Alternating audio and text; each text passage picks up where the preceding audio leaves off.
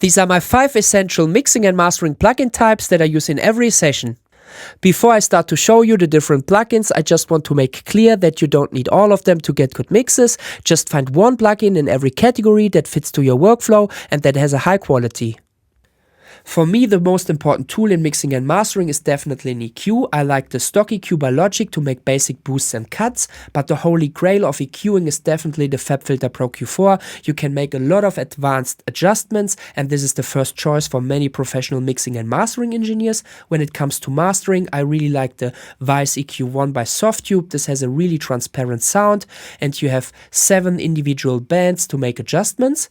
Then I like the Ozone 12 EQ. Here you can choose between digital and analog style, but I like to switch between mid-side mode, and you can process the transient and the sustain material separately. To add color, I like to use the Pultec EQ. You can boost and attenuate the low and the high frequencies, and another great EQ to add color is the Chandler Limited Curve Bender.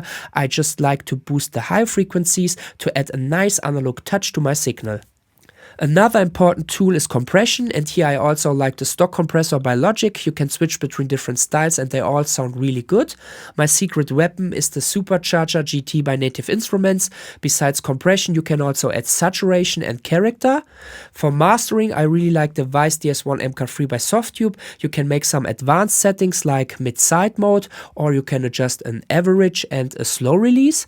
Another great mastering compressor, but also great for mixing, is the Shadow Hill mastering compressor. Here you have an optical and a discrete compressor inside, and you can switch between different styles from nickel, iron to steel.